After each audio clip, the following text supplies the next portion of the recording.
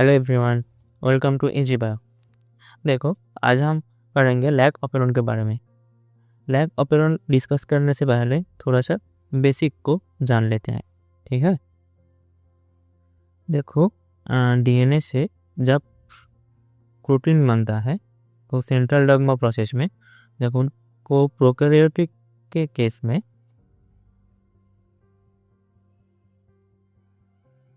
होता है पॉलीसिस्टमी and eukaryotic के केस में वो होता है मोनोसिस्टोनिक। इसका मतलब क्या है? प्रोकैरियोटिक में एक डीएनए से बहुत सारे प्रोटीन बन सकते हैं, इसी को हम बोलते हैं पॉलीसिस्टोनिक। मगर यूकैरियोटिक में एक डीएनए से केवल एक ही डीएनए से प्रोटीन बनेगा, ठीक है। मोनोसिस्टोनिक में एक डीएनए से एक ही प्रोटीन बनेगा। अब देखो, लैग ऑपेरॉन का कॉन्सेप्ट नहीं, वो ऑपेरॉन का डेफिनेशन क्या है। ऑपेरॉन हमेशा पॉलीसिस्टोनिक में होता है, यानी कि ये प्रोकैरियोटिक में होगा, ठीक है। तो देखो, इसका डेफिनेशन क्या कहता है? Prokaryotic arrangement of multiple genes under the control of single promoter, ठीक है। अब देखो, इसका मेन फोकस है ये प्रोकैरियोटिक में बनता है। किससे बना हुआ होता है? मल्टीपल जीन्स में, और ये under the control of single promoter, ठीक है। यही 3 मेन पॉइंट है। अब चलो इसको समझते हैं और डिटेल्स में। 1961 में जैकोब एंड मोनार्ड ने ये लैग ऑपेरॉन का कॉन्सेप्ट दिया था।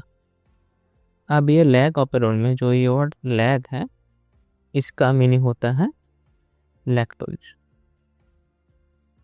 देखो, प्रोकैरियोटिक क्या होता है समझो। इकोलाई एक प्रोकैरियोटिक बैक्टीरिया है, और उसको इकोलाई बैक्टीरिया को सर्वाइव करने के लिए क्या चाहिए? उसको ग्लूकोज चाहिए, ठीक है। समझो ठीक से, इकोलाई को ग्लूकोज चाहिए वो एनर्जी के लिए। लेकिन समझो अगर ये मिल्क है, मिल्क में क्या प्रेजेंट होता है? लैक्टोज। अगर इसमें इकोलाई आ जाता है तो ये एनर्जी कहाँ से लेगा? तो फिर ये मीडियम में इकोलाई कैसे ग्रो होगा? उसको तो ग्लूकोज चाहिए एनर्जी प्रोडक्शन के लिए।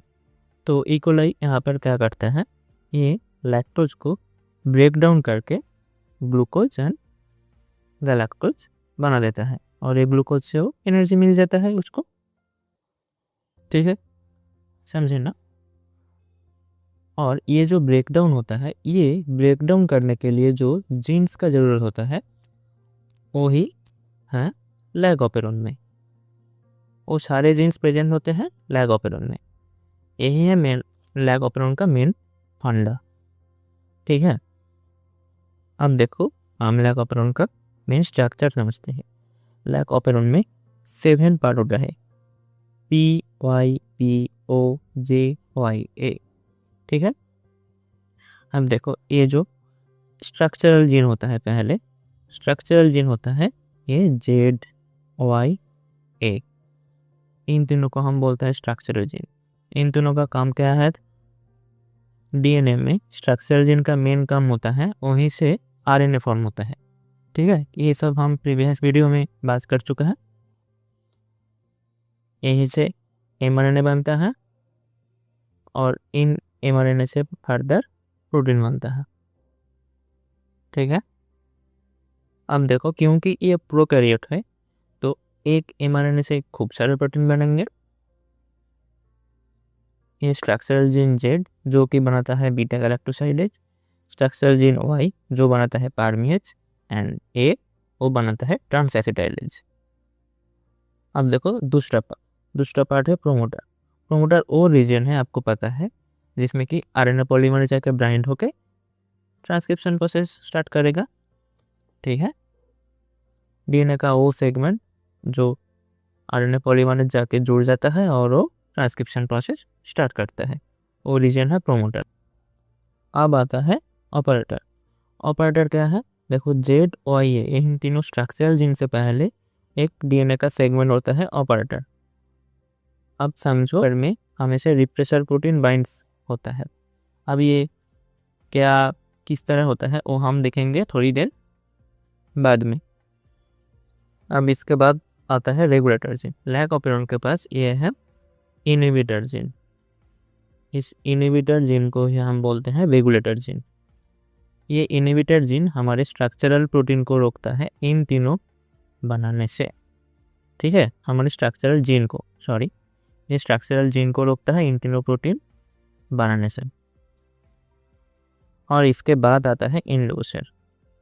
इंड्यूसर बोलते हैं लैक्टोज को, यानी कि ये अगर मीडिया में आएगा तो ये ऑन होगा, ये ऑफ होगा, इसी को हम बोलते हैं इंड्यूसर।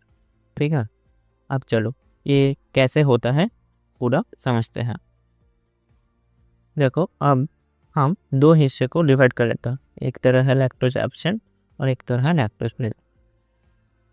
पहले जब लैक्टोज एब्सेंट होगा तो ये तीनों जीन प्रोड्यूस करने का क्या फ़ायदा, तो ये प्रोड्यूस नहीं होगा।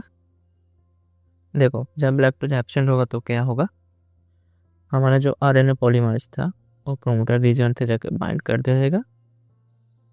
इसके बाद जो हमारा आइज है उसका ट्रांसक्रिप्शन होगा और ये एमआरएनए प्रोड्यूस करेगा। जो एमआरएनए प्रोड्यूस किया, इस एमआरएनए को हम बोलते हैं रिप्रेसर एमआरएनए। ठीक है, अब ये रिप्रेसर एमआरएनए में एक रिप्रेसर प्रोटीन को प्रोड्यूस किया। अब ये जो रिप्रेसर प्रोटीन बना, ये जाके ये ऑपरेटर से जुड़ जाएगा। ठीक है, अब ये जुड़ने से क्या होगा, देखो आरएनए पॉलीमरेज जाके प्रोमोटर से तो बाइंड हो गया, लेकिन ये रिप्रेसर प्रोटीन जो ऑपरेटर से बाइंड हो गया तो आरएनए पॉलीमरेज वो फर्दर ट्रांसक्रिप्शन नहीं कर पाएगा। ठीक है, और हमारे ये तीनों एंजाइम प्रोड्यूस भी नहीं हो पाएगा। जब आरएनए पॉलीमरेज आगे नहीं जा पा रहा तो ये तीनों एंजाइम कैसे प्रोड्यूस होगा। ठीक है, ये होता है in the case of lactose absent. और इसके वजह से हमारा जो लैक ऑपेरॉन होता है वो स्विच ऑफ हो जाता है। ठीक है, देखो और एक बार बोलता हूँ, हमारा जो आरएनए पॉलीमरेज है वो प्रोमोटर रीजन में आएगा और ये जो आई है वो एमआरएनए बनाएगा, वो होता है रिप्रेसर एमआरएनए। अब एमआरएनए से प्रोटीन भी बनेगा ना, एमआरएनए में से वो रिप्रेसर प्रोटीन होगा और ये रिप्रेसर प्रोटीन जाकर ऑपरेटर से बाइंड कर जाएगा। ये ऑपरेटर से बाइंड करने के बाद जो आरएनए पॉलीमरेज है वो आगे नहीं बढ़ पाएगा, क्योंकि ये रिप्रेसर प्रोटीन ऑपरेटर से बाइंड हुआ रहता है और ये तीनों जीन तब नहीं बन पाएगा। लैक्टोज ऑपेरॉन होता है स्विच्ड ऑफ स्टेट में। अब देखो, जब लैक्टोज प्रेजेंट होगा, यानी कि जब समझो ये इकोलाई बैक्टीरिया जब मिल्क में आएगा तो क्या होगा, सेम तरीके से आरएनए पॉलीमरेज आया, प्रोमोटर से जुड़ा, आई से एमआरएनए बनेगा, एमआरएनए से प्रोटीन बनेगा। देखो, जब ये repressor mRNA and repressor protein form होगा तो इस तरीके से अब यहाँ पर क्या होगा, देखो इस मीडियम में लैक्टोज प्रेजेंट है तो ये लैक्टोज से बनाएगा एलोलैक्टोज, और ये बनता कैसे, ये जो जेड से जब बीटा गैलेक्टोसाइडेज जो बनता है वो लैक्टोज को एलोलैक्टोज में कन्वर्ट कर देता है। ठीक है, जब ये एलोलैक्टोज फॉर्म हो जाएगा तो ये एलोलैक्टोज जाके वो प्रोटीन से बाइंड कर जाएगा, वो रिप्रेसर प्रोटीन से। ठीक है, जब ये रिप्रेसर प्रोटीन के साथ बाइंड हो, अब ये रिप्रेसर प्रोटीन ऑपरेटर में नहीं बाइंड हो पाएगा, यानी कि एलोलैक्टोज जब रिप्रेसर प्रोटीन के साथ बाइंड हो जाएगा तब ये रिप्रेसर प्रोटीन इनएक्टिव हो गया और उसके बाद आरएनए पॉलीमरेज प्रोमोटर रीजन में आएगा और ये इजीली ट्रांसक्रिप्शन किया,